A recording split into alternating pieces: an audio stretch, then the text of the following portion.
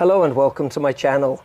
My guest today lives in Valencia, which is right near Dumaguete, and we're going to do a little tour of your house in a minute. He has a custom built house, so we're going to take a look at this house and show you guys ideas of things you can build out here in the Philippines.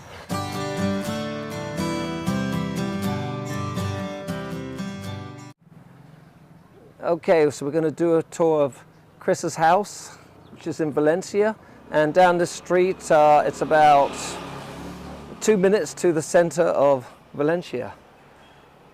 Okay. Hello, Gary. Hello, Chris. So you're going to give us a tour of your house? Yes, welcome. Yeah, let me stop here a second because I see one of the luxuries you have here is the solar panels. Yes, I have a 16 kW inverter on the panel. Wow. So I've been able to reduce my electrical cost to about half. That's amazing. About half And right now, did you say we have a brownout? Yeah, we have a brownout now. That's the time where, I mean, saving 50% is one thing, but having power when you get all these brownouts is a real luxury out here. Right, right. Yeah. So let's take a look. This is a really big lot you have here. And okay, it's 2,200 square meter lot. I bought the home, or the lot rather, about 4 years ago and built the home about 3 years ago. right. And I built it with my friend Tommy, the owner of Paco's Tacos. And anyway, long story short, it's 3,000 square meter, your typical garage, carport rather.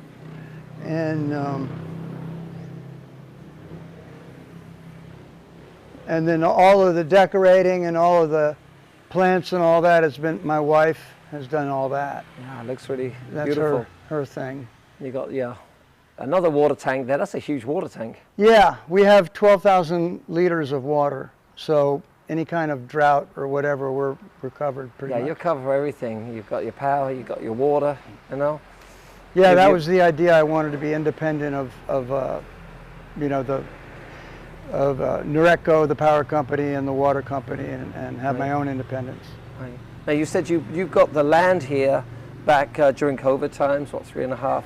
Yeah, years ago? I bought it right basically at the peak of the scamdemic, or pandemic, whatever you want to call it. Scandemic's good. And anyway, yeah, I bought it from a German couple, or a Filipino German couple, and you know, they wanted to get rid of it. They were ready to drop it. Right. So you bought the land, and then how soon after that did you start construction? Probably about 3 to 4 months after I bought the land, I started. Oh, you were on it. I was right on it. Yeah. Awesome. We And when was it actually completed? 3 years ago. That was quick then. Yeah. You had a big 2.5 years ago. Okay, so what, it took about a year to build it? About a year. Okay. Yeah. Wow, and it is huge. Yeah. Okay, well, let's go ahead and give us a tour. Come on in. Let's take a look at this beautiful home. This is basically the place where I hang out a lot and watch the world go by. Yeah. And my recliner and my Easy Boy. And this is the open area of the house, and as you can see, we have a brownout now. So yeah, so it's a little dark, but it's okay. It's a little dark. It'll show up. But it has 4 bedrooms, 1 bedroom, 2 bedroom, 3 bedroom. That one has its own bath. And let's see, that's my picture wall. This is our kitchen and island. One thing I wanted to have was a big enough kitchen where I could stow away all the things I wanted, things I needed. It's a very, very Western design. Yeah, it's very American style. Actually well thought out, lots of cupboard space. Yeah, yeah. And then my wife did all the decorating in here. Okay. Although it has my hometown, Miami, has come on in, and in this room we have light because it's on a separate battery source. This is the main bedroom. And then, as you can see, as I'll pull this chair out of the way, and you can see that I've got this part of the house hooked up so we can have basically 12 hours of power here. Wow, that's great. On this part. And that's my dog. Hello. Panda, that's Panda, my dog. Hi, Panda, say Panda! hi. She's a good girl.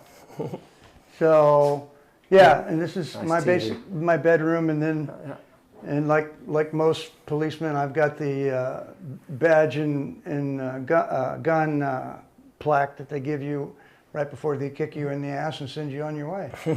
A couple of your pictures in your youth there. Yeah. Very nice. Yeah.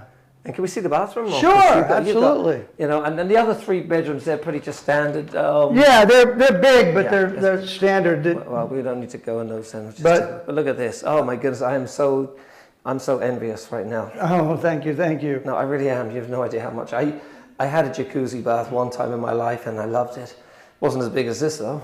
I mean, that's huge. And yeah, I wanted my own sanctuary where I could lock the door and hide. yeah, and look at this, guys, a stand-up urinal. That's, got my stand-up urinal, so I can. What a luxury. I can come in and take a leak and not have to sit down.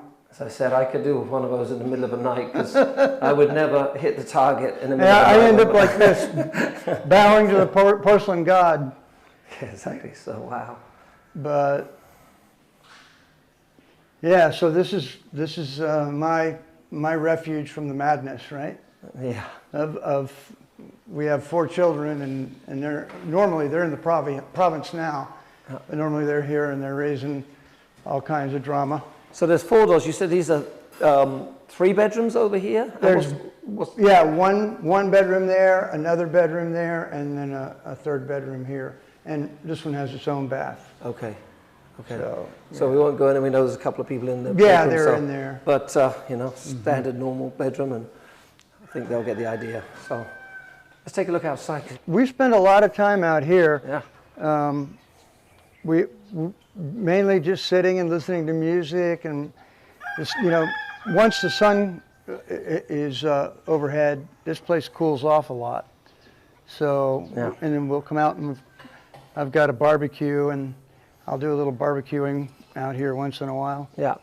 Tell the people watching again about this water, because it's kind of cool. You catch the rainwater, right? Yeah, we capture all the rainwater off the roof, and that way we can fill up all of our, we have 12,000 liters of all of our water tanks. We do that for 2 reasons. 1, because at times city water is not consistent, and 2, the water here has a lot of magnesium and other elements in it that can cause skin irritation and are kind of not fun. It's just hard water. So we filter on the side. I've got a filter system set up, and I filter all the water. Yeah. But the rainwater is clean. I don't have an issue with that. Yeah. So no, it's clean as can be. And as you can see now, I've been in the process of constructing a little landscaping bricklaying there, and my neighbor is building a house, and then he's got a wall he put up there. And you've got turkeys. And I've got my turkeys and chickens. Are out. Can I go down? Sure, come on out. We'll take a look at the what the house looks like from this side as well. So yeah, to me the best thing about the house is the location, because we're so close to downtown, or really not downtown, but our little village, Valencia, and but yet we still have a beautiful view of the mountain. Oh yeah. See, that's why I wanted to come back here. Yeah. Look at that mountain all the There time. are my 2 tom turkeys. Are you getting ready for Thanksgiving, guys? They're a little tough for Thanksgiving, actually. They're 4 or 5 years old, so they're kind of pets at this point. Yeah. You know, but eventually the idea will be I'll build an apartment complex here, a 2-bedroom apartment. Well, you've got the space for it, that's for sure. Yeah, with the idea that when I'm gone, the old lady will have a way she can make a little money. Awesome. Thanks for showing us your house. And let's go in and have a little chat, shall we? Sure. We're going to talk today a little bit about a bit about your life, and you have also written a book, which I'm gonna want to hear about as well. I'm looking forward to hearing some of that. But before we get to the book, why don't you share with the viewers a little bit about your life? Well, the short version is I lost my mother when I was 18. I had great parents, mother and father, and then my father passed away, unfortunately, when I was around 23. So I went to college, I took care of him, and then he passed away, and I finished college, and I got a job working as basically a border patrol agent, a customs patrol agent, and got out of my Army commitment that way. Ended up in Miami and Tampa and sometimes in Colombia, South America. I went to language school for Spanish and became a fluent Spanish speaker. I used it every day on my job and with my Colombian wife. So anyway, long story short, when I retired, a friend of mine invited me here. Stayed here for a while as a single person, really wasn't happy, and happened to meet my wife at the time, and we got married, and we moved here to Valencia. We have 4 children. That is awesome. Let's go back to when you were in Miami, and you were like the show Miami Vice, right? Yeah, that's what we were. We did black operations, laundering money for the cartel. And a friend of mine had been after, an author who's a friend of mine, had been after me to finally do a book about it. So we finished it up maybe a month ago and got it published on Amazon. And it's in Kindle or as a soft cover. Okay, and the title of the book is called Cocaine Cowboys Uncensored, because I go into the real meat of the problem, and that was the utter complete corruption of the Miami Police Department. Right.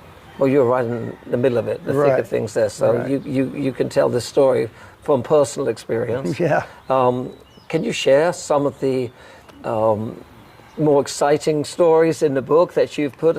Well, we did. We ended up, our money laundering case entered into another phase, and we did a money laundering operation called Operation Sea Chase, and my coworker wrote a book called The Infiltrator, and then that was made into a Hollywood movie, and it was basically about our group.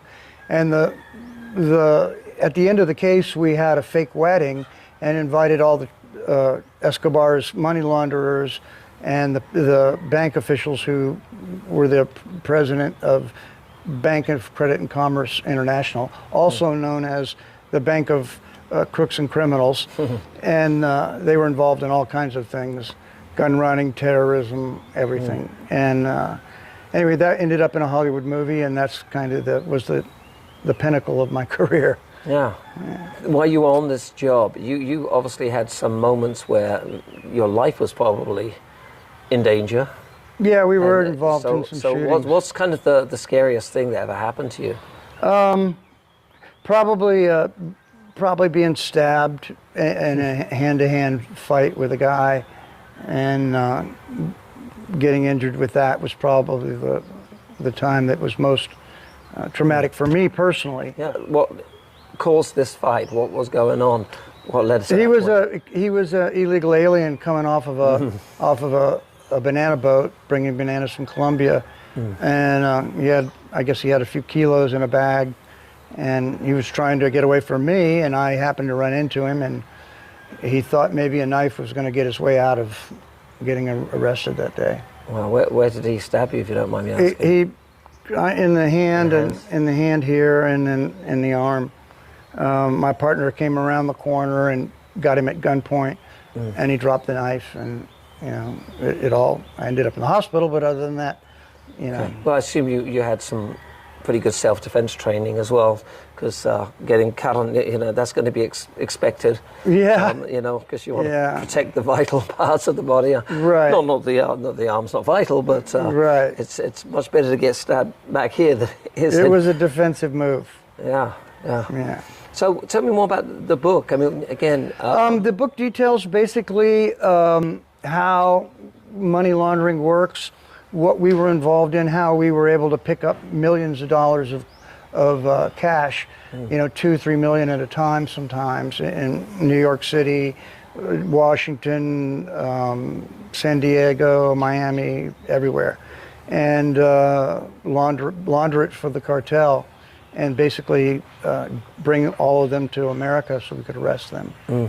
Tell me what you think about how law enforcement is going in America now. You were sharing me some of your concerns about the way things are going.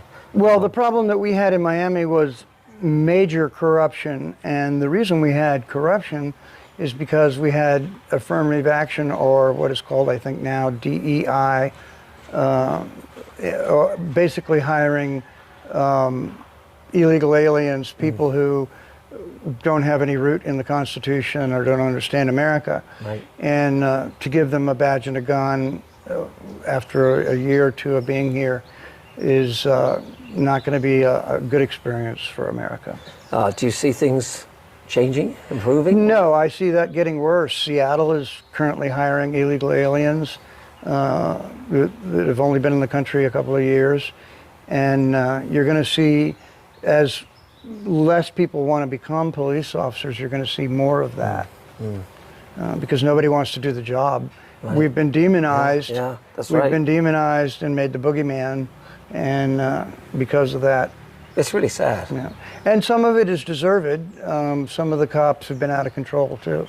Right. So, unfortunately, you know, you're always going to get the odd bad one, no matter what you do, and but you can't shut down or change the whole the whole law enforcement because of one or two bad people. Well, we'll enter a stage of anarchy where, and we're almost there, where you're in a major city and you call 911 and you won't get a cop for an hour. You know, so you're on your own basically in most places now. Really? And you lived in America, so you know. Yeah, I know. My accent doesn't, people don't believe me, but I'm American, yeah. And so I've been here now, left America in 2011 to come to Asia, so it's been a while. I haven't been there to see how much has changed in the last 11 or 12 years or so, and from what I hear, a lot of things have changed. Yeah, so I have heard the same thing. Yeah. Now, how long is it that you've been in the Philippines? I've been here 12 years. Oh. What do you think about the Philippines now? Is this? Well, it works for me. I wanted to live in a country that was pro-life and valued older people and valued the morals and the values that we had as Americans. Yeah. And I couldn't find that in South America. But I did find it here in Asia. Yeah, I did. And you've got a wife and 4 kids, Four right? kids, yeah. That's wonderful. Like, well, God has been 3 good boys, to you. 3 boys, and they're wild. Are they? Yeah, they're good kids, but they're fun. They're not cops, are they? Yeah, they all want to be policemen. Do they really? I don't know why.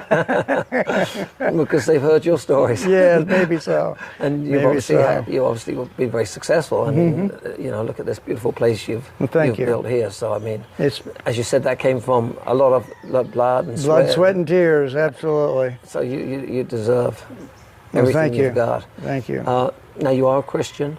Yeah, I am. I've been a Christian all my life. Yeah, that's awesome. I was baptized when I was 13. And I've been a Christian all my life. My mother and father, I was raised in the Christian church, in the Christian tradition.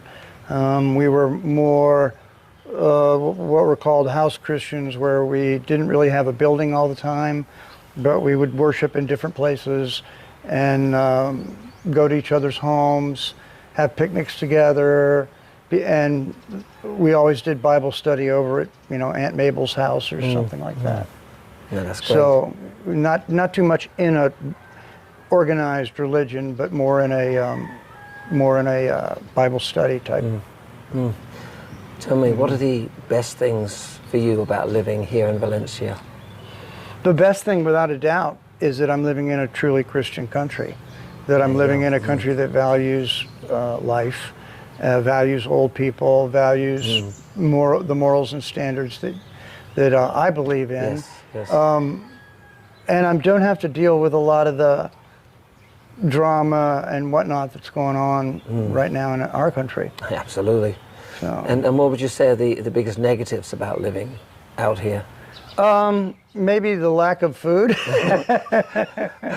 the lack of certain foods and all that. But I've learned to adjust to that too. So I've learned to become Filipino, I guess. Yeah, there you go. Do you speak any Filipino? No, I speak fluent Spanish. Yeah, but I don't you think if you speak, because isn't there some similarities with the Filipino? About 30% of the words are the same. The numbers are the same. Right. But my family speaks Olongo, and not. That's what my family speaks. Oh, okay, great. My wife, she's fantastic. Yeah, which originated from Iloilo. My wife's from Cabancalan, so That's real close to my wife. very close. Very close. Yeah. Do you know a place called Candony? Mm-hmm. That's my wife's hometown. Oh, okay, okay. That's very close to Cabancalan. Very close. Yeah. So, My wife's originally from Ilog, which is kind of right outside Cabancalan. yeah, that's awesome. So do you foresee yourself ending your life here, spending the rest of your life in the Philippines? Yeah, I'll be buried here, and happily so. Right. I don't really have any desire to go back to America. Yeah, no, I feel that way too at this point. Unless something dramatically changes, but as I think we can see, it doesn't seem like it's going in the right direction. Hopefully things will change. I guess there's a big election this year. Maybe that'll change the course. We can only hope. We can. We can only hope. And pray for that. So, Chris, thanks for coming on to the channel today. Thank you. And let's tell people again about your book. And also, you mentioned to me you're not making money off this book. Oh, no. So why don't you tell people where they can get this book and that where the money is going Most certainly. that you make from it? Most certainly. The book is going to a friend of mine who is helping a woman whose daughter was kidnapped by the cartel, and she had to pay the police to do an investigation, and they actually found her child at the docks, ready to board a freighter to be sexually trafficked to Colombia, and but she owes the police $5,000. But the perpetrators did get sentenced to jail, 28 years, and so it did work out. But she's exhausted all of her savings, and she's on her own. And she's one of many people in Haiti who want to remain in Haiti, but they don't really want to immigrate to America, but they're being forced to by the economics of it. It's very sad. Yeah, that is sad. Well, it's just nice that you can do this to help. Yeah. Well, I'm one of many. There are a lot of people out there doing that. So please check out this book, and I'll put a link to the place you can purchase through Amazon. And if you want to give direct, you can. I'll also give you a link for the Direct Send Go account, where you can just send money directly to them too. There you go.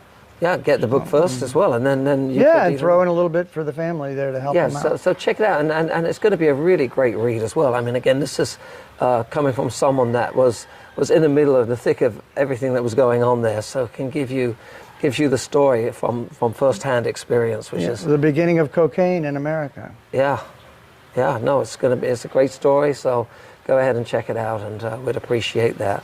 So again, thanks for being here. Thank you, Gary. It's been a pleasure, and thanks for the house tour. It's an absolutely unbelievably wonderful place. I'm actually envious. I'm quite blessed by God. You are very blessed. And the biggest blessing that I have is that I'm able to share it with others. Yeah, absolutely.